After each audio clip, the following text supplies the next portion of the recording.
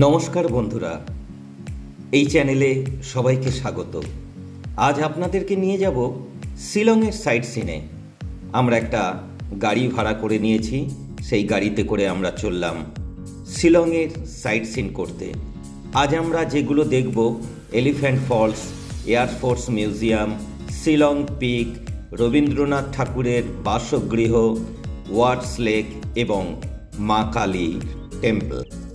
শিলংয়ের police বাজার থেকে আমরা ছোট একটা গাড়ি ভাড়া করে নিয়েছি, সেই গাড়িতে করেই আমরা আজ ঘুরব। চলে এলাম আমাদের প্রথম গন্তব্যে, এলিফ্যান্ট ফলস। এন্ট্রি ফি 100 টাকা পার হেড। যারা এই চ্যানেলে নতুন তাদের প্রত্যেককে বলছি, প্লিজ একটু চ্যানেলটা সাবস্ক্রাইব করে নেবেন এবং ভিডিওটা লাইক এবং শেয়ার করবেন। চলে এলাম এলিফ্যান্ট ফলসের একদম সামনে। এই এলিফ্যান্ট ফলস 3টে স্টেজে বা 3টে ধাপে নামছে। প্রথম ধাপ, দ্বিতীয় ধাপ এবং তৃতীয় ধাপ। এটা ফার্স্ট স্টেজ। এরপরে আমরা সেকেন্ড স্টেজে যাব। সিঁড়ি দিয়ে নিচে সেকেন্ড স্টেজ আছে, তারপরে থার্ড স্টেজ। মোটামুটি অ্যাভারেজ 200খানা সিঁড়ি আছে।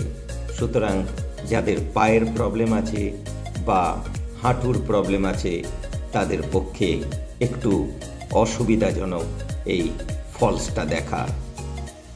চলে এলাম আমরা দ্বিতীয় স্টেজ বা দ্বিতীয় ধাপের এলিফ্যান্ট ফলস দেখতে। আবার সিঁড়ি দিয়ে নিচে নেবে আমরা থার্ড স্টেজ বা তৃতীয় ধাপের ফলসে চলে যাব। আগে এখানে নাকি হাতিরা এসে এই ফলসে জল খেত, তাই এই রকম নাম এলিফ্যান্ট ফলস। চলে এলাম থার্ড স্টেজে। জলটা এখানে একটু বেশি আছে। থার্ড স্টেজে আসতে গেলে মোটামুটি আমাদেরকে 200খানা সিঁড়ি দিয়ে নেমে তারপর আসতে হয়েছে। সুতরাং 100 টাকা এন্ট্রি ফি, আর এই 200খানা সিঁড়ি ভেঙে নিচে নেমে ফলস দেখাতে যেন প্রাপ্তি অনেকটাই কম হলো। এখন আমরা চলে এলাম শিলংয়ের এয়ারফোর্স মিউজিয়ামে। এখানে এন্ট্রি ফি 40 টাকা পার হেড। খুব সুন্দর মিউজিয়ামটা।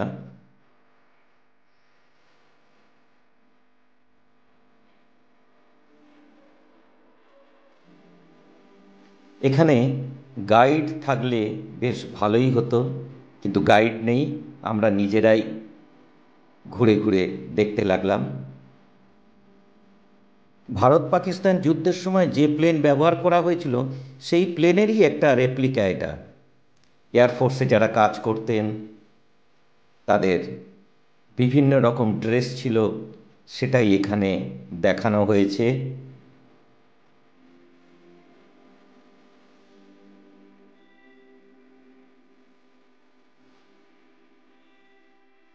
বিভিন্ন অস্ত্র, বন্দুক, পিস্তল, রিভলভার, জাহাজ, যুদ্ধজাহাজ,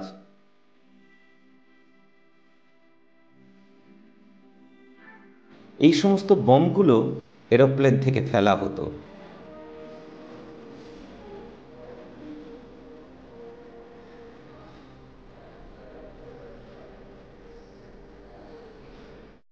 প্রচুর মিউজিক্যাল ইনস্ট্রুমেন্ট রয়েছে।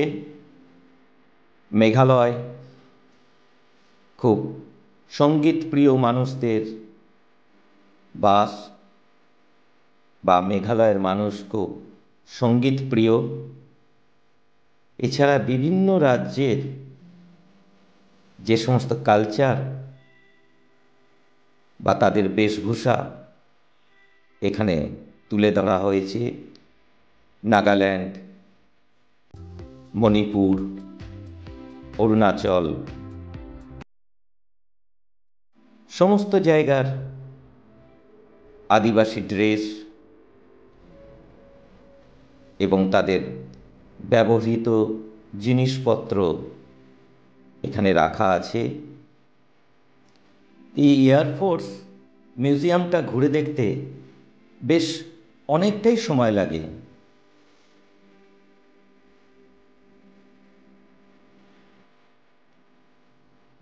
বিভিন্ন রাজ্যের কালচার, তাদের কাস্টমসগুলো এখানে বেশ সুন্দরভাবে তুলে ধরা হয়েছে। আমরা এবার একটু বাইরে চলে এলাম। বাইরে বিভিন্ন যুদ্ধের সময় যে সমস্ত হেলিকপ্টার ব্যবহার করা হতো সেই সমস্তগুলো এখানে রাখা আছে, আমরা দেখতে লাগলাম।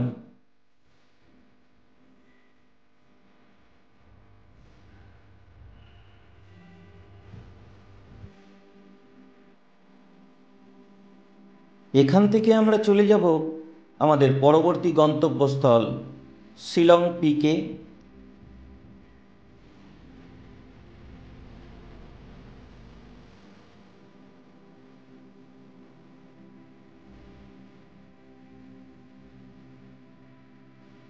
আমরা শিলং পিকে চলে যাব আর কিছুক্ষণের মধ্যে। চলে এলাম শিলং পিক। এখানে আসতে গেলে এন্ট্রি ফি 50 টাকা, এবং যে গাড়িতে করে এসেছি সেই গাড়িতে করে এখানে আসা যায় না, আলাদা একটা গাড়ি ভাড়া করতে হয়, যে গাড়ি ভাড়া 200 টাকা। শিলং পিক থেকে পাখির চোখ দিয়ে দেখা শিলং শহর অসাধারণ লাগছে দেখতে। পুরো শহরটাই দেখা যাচ্ছে, অসাধারণ লাগছে এখান থেকে সারা শিলং শহরটাকে। পরবর্তী গন্তব্যস্থল রবীন্দ্রনাথ ঠাকুরের বাসগৃহ। চলে এলাম রবীন্দ্রনাথ ঠাকুরের বাসগৃহ মালঞ্চতে। এখন এটা মেঘালয় সরকারের আর্ট এবং ক্রাফটের সেন্টার হয়েছে। এখন অফিস বন্ধ, তাই আমরা ঢুকতে পারলাম না। শোনা যায় এখান থেকেই রবীন্দ্রনাথ ঠাকুর নাকি শেষের কবিতা লিখেছিলেন। চলে এলাম ওয়াটস লেকে। এই লেকের এন্ট্রি ফি সাধারণ পাবলিকদের জন্য 20 টাকা করে, এবং সিনিয়র সিটিজেন এবং চাইল্ড তাদের জন্য এন্ট্রি ফি 10 টাকা করে। সর্পিলাকার কৃত্রিম লেক। লেকের মাঝখানে একটা দ্বীপও করা আছে। লেকের এদিক থেকে ওদিকে যাওয়ার জন্য একটা কাঠের সেতু আছে। সেতু দিয়ে এদিক দিয়ে ওদিকে চলে যাওয়া যায়। এই লেকের রূপকার হলেন তৎকালীন অসম সরকারের chief commissioner sir William word. তার নামেই এই লেক। তৈরি হয়েছিল 1894-এ। তখন কিন্তু এই শিলংই ছিল আসামের রাজধানী। পরে 1973-তে আসামের রাজধানী হয় গৌহাটি এবং মেঘালয়ের রাজধানী হয় শিলং। লেকের জলে বোটিংয়েরও ব্যবস্থা আছে, কিন্তু প্রয়োজনের তুলনায় বোট অনেক কম, অনেক দেরি হবে, সেই জন্য আমরা বোটিং করার আশা ছেড়ে দিলাম। বাগানে প্রচুর সুন্দর সুন্দর চন্দ্রমল্লিকা ফুটে আছে, বিভিন্ন কালারের চন্দ্রমল্লিকা। বাগান সহ এই লেক দারুণ, অসাধারণ লাগছে দেখতে। লেকের চারিদিকে এত পরিষ্কার পরিচ্ছন্ন বাগান সত্যি প্রশংসার দাবি রাখে। দেখা যাচ্ছে অনেকেই লেকের জলে বোটিং করছেন, কিন্তু আগেই বলেছি যে প্রয়োজনের তুলনায় বোট অনেক কম, তাই আমরা বোটিংয়ের আশা ছেড়ে দিয়ে আমাদের পরবর্তী যে গন্তব্যস্থল মা কালীর মন্দির বা মাতা কালীর মন্দিরের চলে গেলাম। মায়ের দর্শন পেলাম। এই কালী মন্দিরটা হচ্ছে এমটিডিসির বাস অফিসটা যেখানে আছে তার পাশেই এই কালী মন্দিরটা। অসাধারণ মন্দির। কালী মাতাকে দর্শন করে আমরা চলে এলাম শিলং বাজারে। বাজারে এসে বিভিন্ন দোকানে ঘোরাঘুরি করতে লাগলাম। কদিন পরেই 25শে ডিসেম্বর, তাই ম্যাক্সিমাম দোকানেই এখন ক্রিসমাস ট্রি প্রদর্শন চলছে। আগামীকাল আমরা জয়ন্তিয়া পাহাড়ের উপরে দেবী দুর্গার মন্দির দর্শন করতে যাব। আজ চললাম জয়ন্তিয়া পাহাড়ের ওপরে দেবী দুর্গার মন্দির দর্শনে। এটা সতীর 51 পীঠের একটি পীঠ।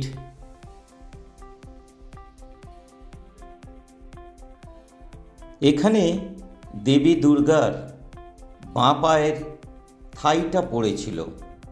সেই 51 পীঠের একটি পীঠ বা সতী পীঠ দর্শন করার জন্য আমরা চললাম। অসাধারণ সিনিক বিউটি। একটু সময় নিয়ে ছবি তুলছি। গতকাল যে ড্রাইভার এবং গাড়ি গেছিল, সেই গাড়ির ড্রাইভার এবং গাড়ি নিয়ে আমরা আজ চললাম দুর্গা মন্দির দর্শন করতে। ড্রাইভার হিসেবেও অনেক পাকাপোক্ত। তা উমাশঙ্কর, আজকে আমরা কোথায় কোথায় যাচ্ছি? আজকে আমরা যাচ্ছি জয়ন্তিয়া পাহাড়, দুর্গা মন্দির। হ্যাঁ, দুর্গা মন্দির দেখব, মায়ের যেখানে পায়ে পায়ে পড়েছে। তারপরে যাব রক গার্ডেন, রক গার্ডেন থেকে শিব মন্দির থেকে যাব আমরা একটা লেক আছে, ছোট লেকটা দেখে আমরা রিটার্ন ব্যাক করবো শিলং। আমি উমাশঙ্করের ফোন নাম্বারটা স্ক্রিনে দিয়ে দেব, আপনারা উমাশঙ্করকে বুক করতে পারেন। ভীষণ ভালো ড্রাইভার এবং খুব কম খরচে ট্যুর প্রোগ্রাম করে। অসাধারণ সিনিক বিউটি। গাড়ি থেকে নেমে ছবি তুলতে শুরু করলাম। এখানেই আমরা ব্রেকফাস্ট সেরে নেব। তারপর আমরা চলে যাব একটা লেকে, থার্ড লাস্কেন লেক। সেই লেক দেখে, রক গার্ডেন দেখে, তারপর দুর্গা মন্দির দর্শন।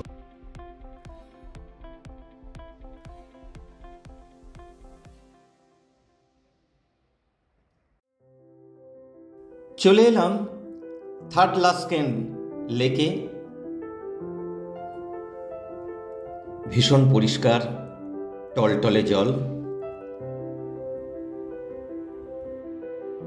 এই লেকটা শিলং থেকে প্রায় 56 কিলোমিটার দূরে ন্যাশনাল হাইওয়ের পাশেই রয়েছে।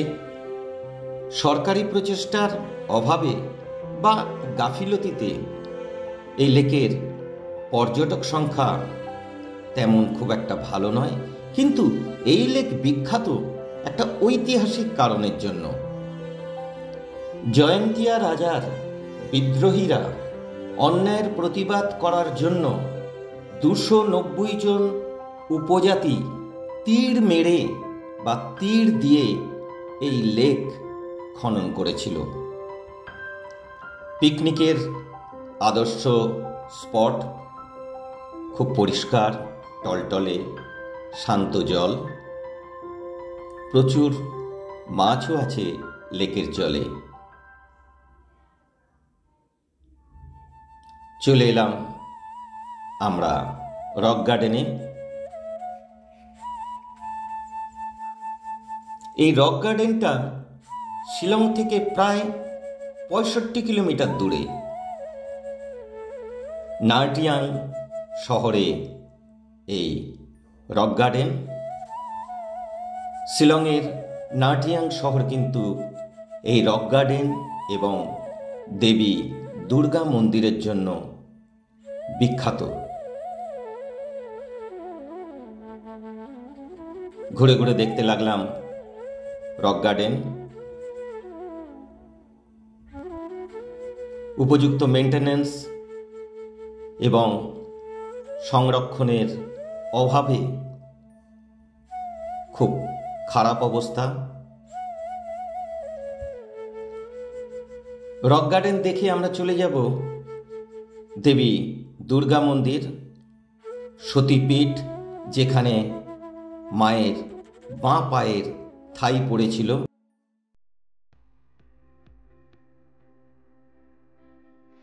দেবী দুর্গা মন্দিরের প্রবেশদ্বার, আমরা প্রবেশ করছি।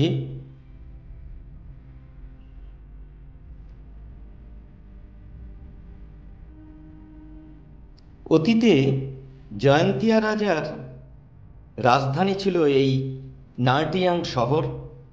এই নাটিয়াং শহরেই দেবী দুর্গা মন্দির। 15 শতকের মন্দির এই দুর্গা টেম্পল বা দুর্গা মন্দির। দুর্গা মন্দিরে প্রবেশ করছি আমরা।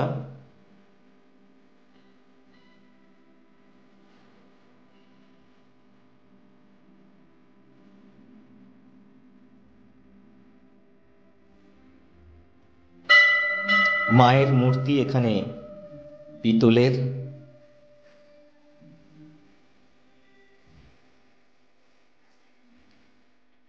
শোনা যায় অতীতে এখানে বিশেষ বিশেষ পুজোতে নরবলিও হতো, কিন্তু ব্রিটিশ কমিশনার এটি বন্ধ করে দেয়। তারপর থেকে এখানে নরবলি হয় না, পাঁঠা বা ছাগ বলি হয়। কিন্তু পাঁঠা বা ছাগের মুখে মানুষের মুখোশ পরিয়ে তারপর বলি দেওয়া হয়। এই দুর্গা মন্দিরের পাশেই রয়েছে শিব মন্দির। আমরা সেখানে গিয়েও শিব দর্শন করলাম। এরপর এখান থেকে আমরা সোজা চলে যাব শিলং বাজারে। গাড়ি আমাদের শিলং বাজারে ছেড়ে দেবে। ওখান থেকে ভারত সেবাশ্রম সংঘে আমরা চলে যাব। মা জয়ন্তী দুর্গা মন্দিরের পাশের থেকে একটু ছবি তুলছি, চারিদিকের অপূর্ব দৃশ্যাবলী। আর কিছুক্ষণ পরেই আমরা এখান থেকে বিদায় নেব। মন্দির দর্শন করে আমরা ব্যাক করছি, চলে যাব শিলংয়ে। আমাদের ড্রাইভার উমাশঙ্করের একটু ছবি তুললাম, সঙ্গে ফোন নাম্বারটাও দিয়ে দিলাম, আপনারা একে বুক করতে পারেন। সরকারি প্রচেষ্টা বা উদ্যমের অভাবে, প্রচারের অভাবে এই সমস্ত জায়গাগুলো একটু হলেও ব্রাত্য হয়ে আছে বা পর্যটক শূন্য। অনেক পর্যটকই এখানে যান না। আমরা চলে এলাম শিলং বাজারে। এখানে ড্রাইভার আমাদেরকে নামিয়ে দেবে। আমরা চলে যাব ভারত সেবাশ্রম সংঘে। প্রতিদিনই নিয়ম করে একটা নির্দিষ্ট সময়ে এই ভারত সেবাশ্রম সংঘে আরতি হয়। মহারাজ নিজেই আরতি করেন। আজ একটু ছবি তুলে আপনাদের সাথে শেয়ার করছি।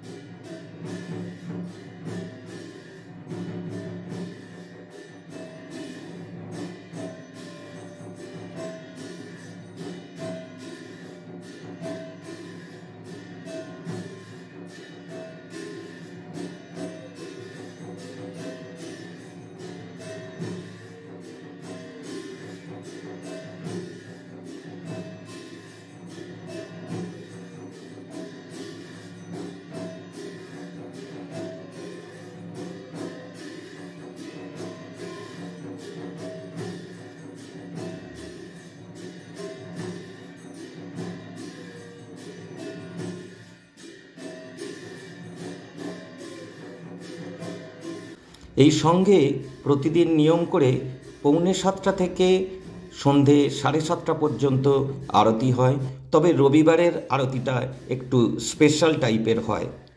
কাল খুব সকাল সকাল আমরা বেরিয়ে চলে যাব গৌহাটি। ওখানে গিয়ে দেখব আমরা উমানন্দজি শিবের মন্দির, কামাখ্যা মন্দির, এগুলো আমি আমার পরের ভিডিওতে শো করব। ধন্যবাদ এবং নমস্কার জানিয়ে আজকের মতো শেষ করলাম।